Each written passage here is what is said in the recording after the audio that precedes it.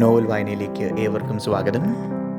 ശ്രീ രാജേന്ദ്ര പ്രസാദ് രചിച്ച ഒറ്റമുലച്ചി എന്ന നോവലിൻ്റെ 13ാമത് അധ്യായം ഇപ്പോൾ കേൾക്കാം. നോവൽ ഒറ്റമുലച്ചി, അധ്യായം 13. രചന ശ്രീ രാജേന്ദ്ര പ്രസാദ്.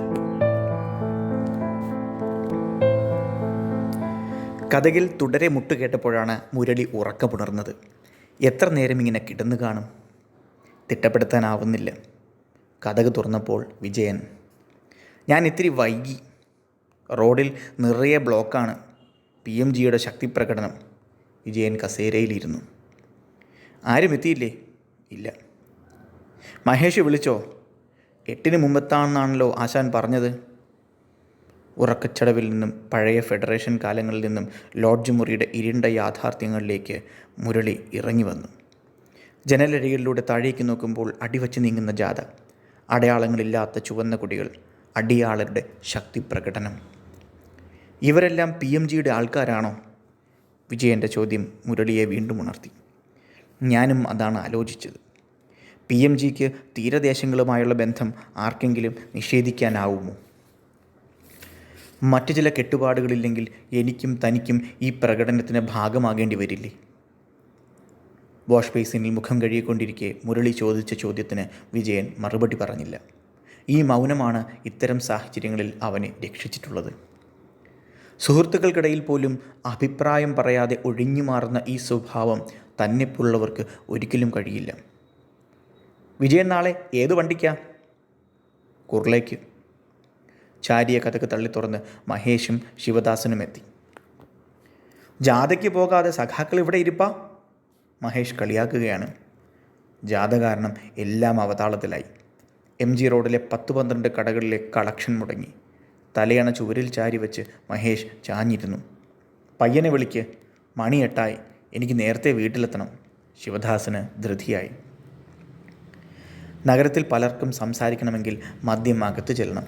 അല്ലെങ്കിൽ ഒന്നും മുരിയാടാതെ എല്ലാവരും വെറുതെ ഇരിക്കും. എത്ര നേരം ഇങ്ങനെ ഇരിക്കാനാവും? മദ്യം അങ്ങനെ അനിവാര്യതയായി. ഇതെന്തുകൊണ്ടാണ്? നഗരത്തിൻ്റെ പ്രത്യേകതയാവാം. മദ്യമില്ലാതെ നഗരത്തിലെ സുഹൃത്തുക്കളോട് മനസ്സ് തുറന്നൊന്ന് സംസാരിക്കാനേ കഴിഞ്ഞിട്ടില്ല. അടുത്ത സുഹൃത്തുക്കളായാലും മദ്യം അകത്ത് ചെന്നാലേ അവർ ജീവിത യാഥാർത്ഥ്യങ്ങളിലേക്ക് ഇറങ്ങി വരും. അല്ലാത്തപ്പോഴൊക്കെ ഊതി വീർപ്പിച്ചതുപോലെ അവർ ഇരിക്കും. കാണുമ്പോൾ ദുഃഖം തോന്നും. പയ്യൻ വന്നുപോയി. വേണ്ടതെല്ലാമായി പിന്നെയും വന്നുപോയി. ചിയേഴ്സ്! ഗ്ലാസ്സുകളിലെ ദ്രാവകം ചുണ്ടോടെടുത്തു. ഒന്ന് കുടിച്ച ശേഷം എല്ലാവരും താഴെ വെച്ചു. കപ്പലണ്ടി കുറച്ചു. ആദ്യ റൗണ്ട് വേഗം തീർന്നു. ആരും ഒന്നും സംസാരിക്കാത്തതിനാൽ കപ്പലണ്ടി വേഗം തീർന്നു. അടുത്ത പാക്കറ്റ് കപ്പലണ്ടി പൊട്ടിച്ച ശേഷം ശിവദാസൻ പിന്നെയും ഗ്ലാസ്സുകൾ നിറച്ചു. വിജയൻ്റെ കേരളത്തിലെ 2 വർഷങ്ങൾക്കായി. നിറഞ്ഞ ഗ്ലാസ്സുകൾ ഉയർത്തി ചിയേഴ്സ് മുട്ടാൻ ശിവദാസൻ കാത്തു. പക്ഷേ ആരും സഹകരിച്ചില്ല. വിജയൻ നിറഞ്ഞ ഗ്ലാസ് എടുത്ത് സാവധാനം കുടിച്ചു.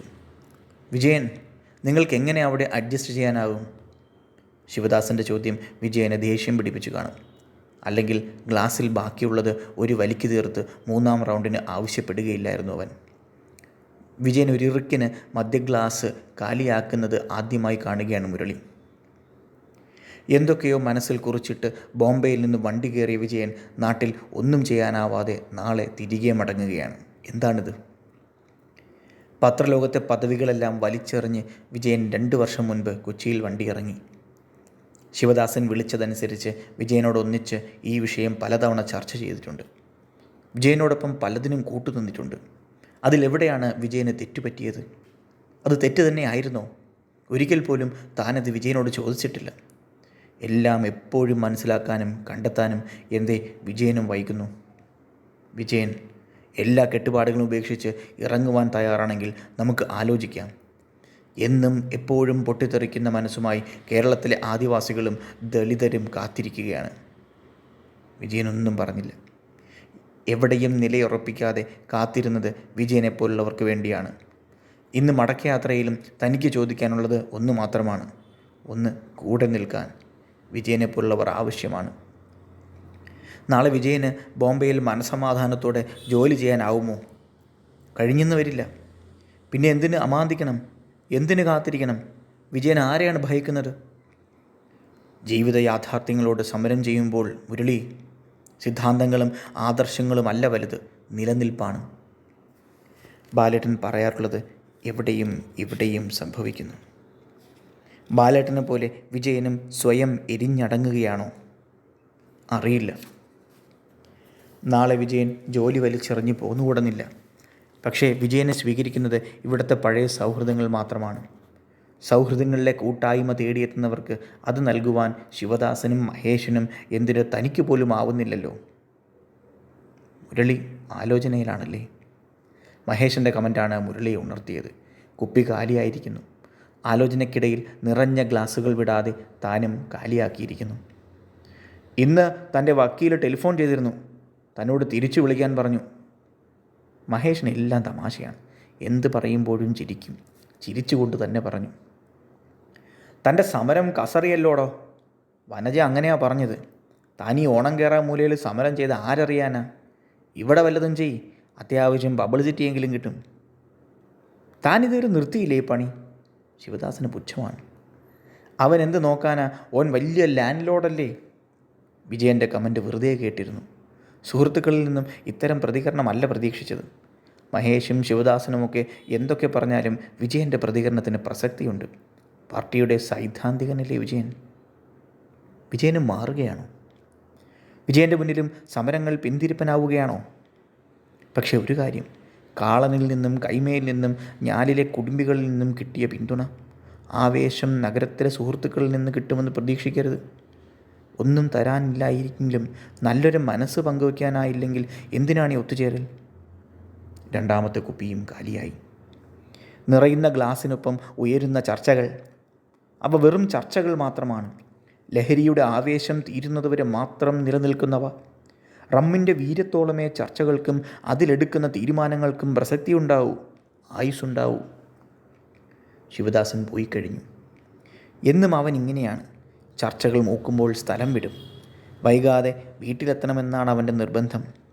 എന്തേ ഒന്നും പറയുക പോലും ചെയ്യാതെ അവൻ പോയി? ചിലപ്പോൾ പറഞ്ഞു കാണും, ഓർക്കാഞ്ഞിട്ടാവും. അഡ്രസ്സൊന്ന് വേണം മുരളി. വിജയൻ തൻ്റെ റൈറ്റിംഗ് പാഡിൽ അഡ്രസ്സ് എഴുതി. ഇനി എന്നാ നാട്ടിലേക്ക്? നാളെ ഇവിടെ നിന്നിട്ട് കാര്യമില്ലല്ലോ. വൈകിട്ടുണ്ടെങ്കിൽ റെയിൽവേ സ്റ്റേഷനിലേക്ക് ഇറങ്ങും. വിജയൻ എഴുന്നേറ്റു. ഒപ്പം മഹേഷും. ഇന്നത്തെ പരിപാടി കഴിഞ്ഞു. മേശപ്പുറം നിറയെ കുപ്പികളും എച്ചിൽ പാത്രങ്ങളും. ഇന്നും ഒന്നും ഉടഞ്ഞില്ല. ഇത്ര കഴിച്ചിട്ടും ആർക്കും തലയ്ക്ക് പിടിച്ച് കാണില്ല. 2 പേരും ഇറങ്ങുമ്പോൾ വാതിൽ കുറ്റിയിട്ട് കിടന്നു. ഫാനിൻ്റെ മൂളൽ മാത്രം ബാക്കിയായി. എന്തിനു വേണ്ടിയാണ് താൻ ഇങ്ങോട്ട് വണ്ടി കയറിയത്? ജാൻവേടത്തിയിൽ നിന്ന് ഒരു കുപ്പി വാങ്ങി മേലേപ്പറമ്പിലെ കൈമയോടൊപ്പം ഇരുന്നാൽ കിട്ടുന്ന സുഖം ഇതിനുണ്ടോ? ഇനി എന്നെങ്കിലും തനിക്ക് ഇവരോടൊപ്പം ഇരിക്കാനാവുമോ? ഇല്ല, ഒരിക്കലുമാവില്ല. വല്ലപ്പോഴും കോളേജിലെത്തുമ്പോൾ ക്ലാസ്സിൽ കയറാതെ കുഞ്ഞമ്പുവേട്ടൻ്റെ ചായക്കടയിലും ലൈബ്രറിയിലും ശാന്തിവനത്തിലുമായി ഇരിക്കേണ്ടി വന്നതും ഇത്തരം തോന്നലുകൾ മനസ്സിൽ കയറി വന്നപ്പോഴാണ്. പാർട്ടി കമ്മിറ്റികളിൽ നിന്ന് വിട്ടു നിൽക്കേണ്ടി വന്നതും ഇത്തരം സന്ദർഭത്തിലാണ്. ഇതെല്ലാം അനിവാര്യതയാണ്. കാലങ്ങളുടെ മാറ്റം. എല്ലാം വിചാരിക്കുന്നത് പോലെ നടന്നാൽ ജീവിതത്തിൽ എന്തെങ്കിലും രസമുണ്ടോ? കാലം എല്ലാറ്റിനെയും മാറ്റുകയാണ്. കാലത്തിനൊപ്പം മാറിയേ തീരൂ. അതുകൊണ്ടാണല്ലോ ഇപ്പോഴുമുള്ള ഒറ്റപ്പെടൽ തന്നെ വേട്ടയാടുന്നതും. യാത്ര തിരിക്കും മുമ്പ് നാളെ വനജയെ കാണണം. തന്നെ മനസ്സിലാക്കുന്നത് അവൾ മാത്രമാണല്ലോ. എന്തിന് അവളെ മാറ്റി നിർത്തണം? പുറത്തെ കനമില്ലാത്ത ഇരുട്ടിലേക്ക് നോക്കി മുരളി കിടന്നു. ശ്രീ രാജേന്ദ്ര പ്രസാദ് രചിച്ച ഒറ്റമുലച്ചി എന്ന നോവലിൻ്റെ 13ാമത്തെ അധ്യായമാണ് ഇപ്പോൾ കേട്ടത്. നോവൽ ഒറ്റമുലച്ചി, അധ്യായം 13. രചന ശ്രീ രാജേന്ദ്ര പ്രസാദ്.